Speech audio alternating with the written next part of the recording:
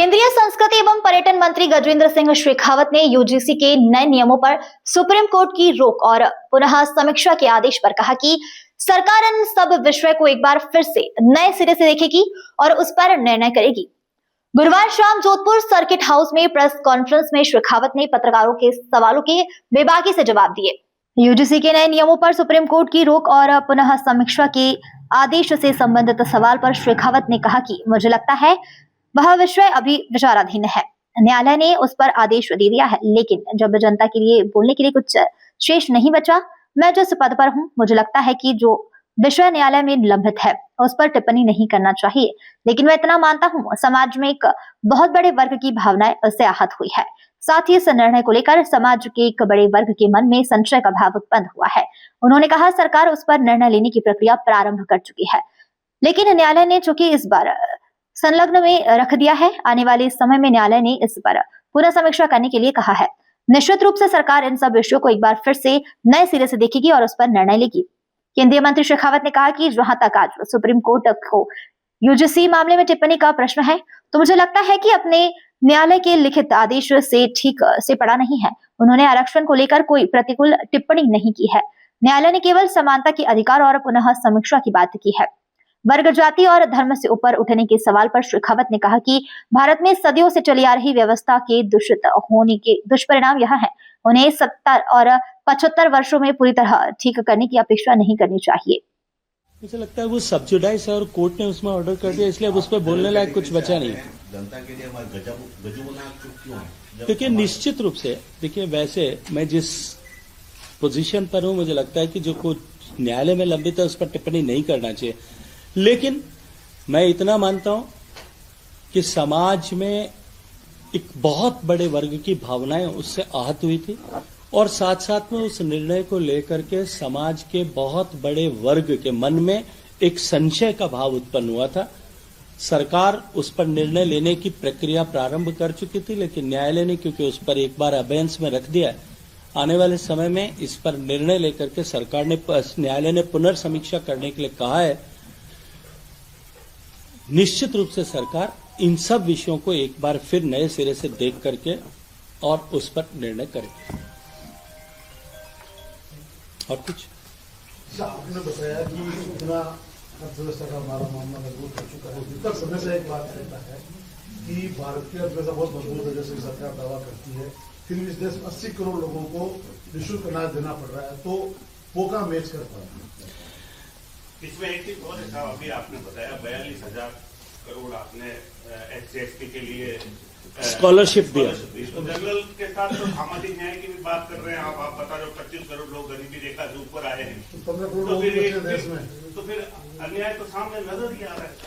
देखिए, मैं पहले आपके प्रश्न का उत्तर देना चाहता हूं। जो 80 करोड़ लोगों को राशन देने, फ्री अन्न देने का जो व्यवस्था चल रही है उसको लेकर के मित्रों, हमने कभी ये नहीं कहा कि उनको देना पड़ रहा है। देना पड़ रहा है और दे रहे हैं, इन दोनों में फर्क है। हमारे देश का किसान इतना सारा अन्न पैदा करता है, हमारे देश के अन्न के भंडार भरे हुए हैं। सरकार एमएसपी पे प्रोक्योर करती है। सरकार के पास में वो अन्न जो है वो एक असट के रूप में रखा हुआ है। सरकार के पास में दो रास्ते हैं, या तो उसे एक्सपोर्ट करे या उसका मार्केट में सेल करे। सरकार ने हमारा सामान्य मानवी को इंसेंटिव के रूप में अन्न देना प्रारंभ किया।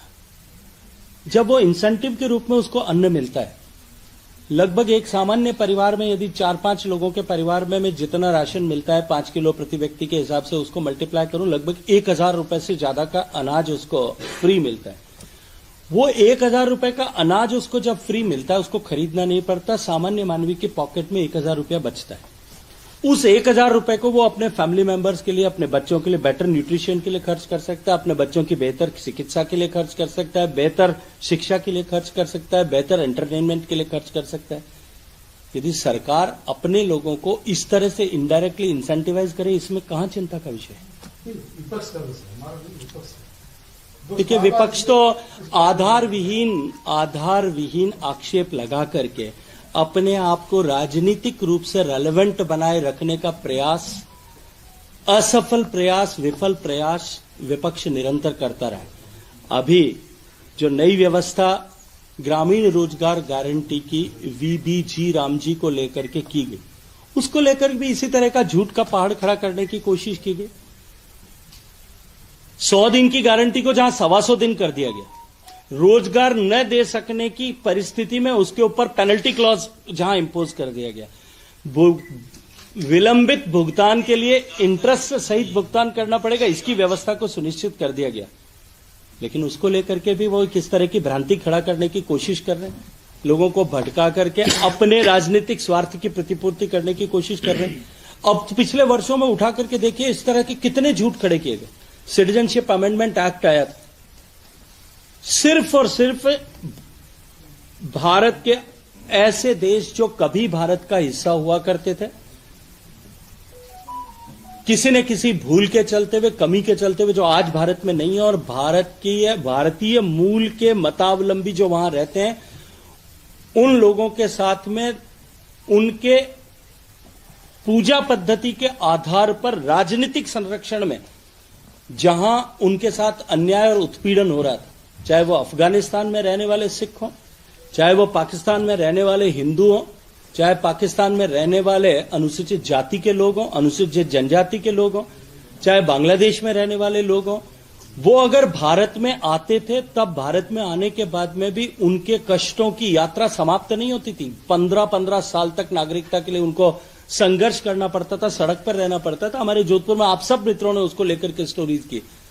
उनकी सहूलियत के लिए जो कानून बनाया उसको लेकर के देश भर में भ्रांति खड़ी की गई थी। मैं स्मरण कराना चाहता हूं, दुर्भाग्य था कि राजस्थान के तत्कालीन मुख्यमंत्री 20,000 माइनॉरिटी के लोगों को लेकर के माइनॉरिटी और मेजॉरिटी के बीच में एक दरार पैदा करने के लिए, खाई पैदा करने के लिए पदयात्रा को लीड कर रहे थे, जहां माइनॉरिटी का कोई विषय ही नहीं था, वो विषय उन्होंने खड़ा किया। रफाल को लेकर के कितने तरह की जो है प्रचार किया गया, आखिरकार सुप्रीम कोर्ट का डंडा पड़ने के बाद में उस विषय को छोड़ा। ऐसे कितने उदाहरण मैं आपको दिखाऊं जहां बिना किसी आधार पर केवल अपने आप को पॉलिटिकली रेलेवेंट बनाए रखने के लिए इस तरह के दुष्प्रयास किए गए, और हर दुष्प्रयास के बाद में जनता ने उसको समझ करके उनके मुंह पर वोटों के देने के समय एक चपत लगा करके उनको किनारे में खड़ा कर दिया। लेकिन फिर भी शायद मानने को तैयार नहीं है। अभी सिमटते हाशिए तक तो चले गए, अभी उससे भी और आगे जाने की तैयारी कर रहे हैं।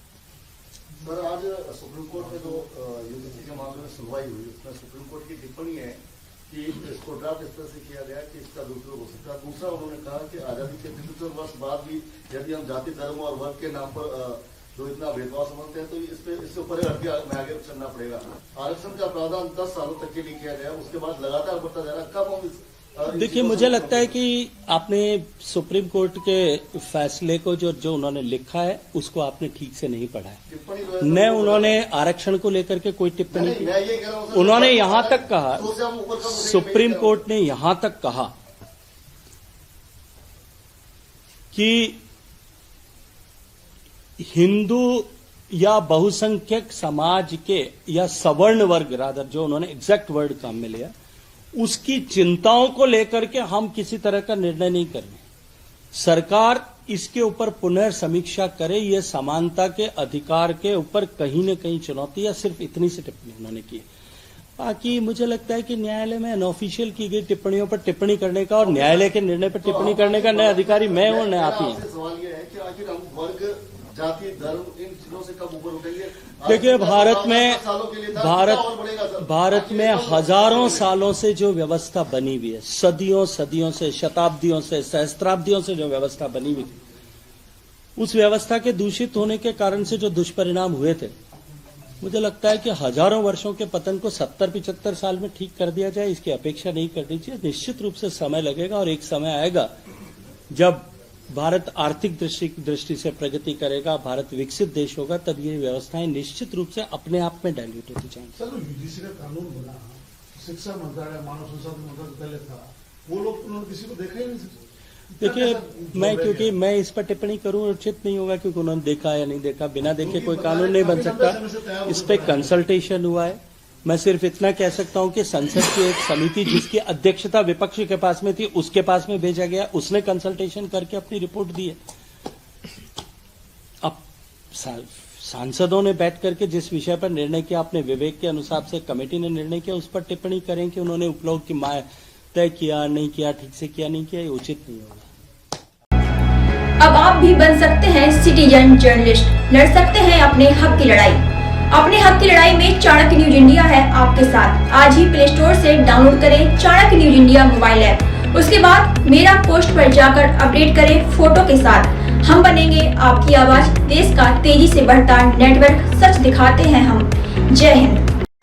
बच्चों के भविष्य से खिलवाड़, ग्रामीण क्षेत्र में गुम विकास, न्यायिक क्रिया में भेदभाव, दबी हुई गरीबों की आवाज, पर अब होगी जनता की बात। सड़क से पहुंचेगी संसद तक आवाज। सिर्फ सुन सरकार, देखिए चाणक्य न्यूज इंडिया पर। खबरें जो आपको सीधे जोड़ती हैं हमसे, जिनका आपकी जिंदगी पर होता है सीधा असर। खबरों की वही तस्वीर, बिना बदले बिना डरे, जज्बा सच का लिए, सच दिखाते हैं।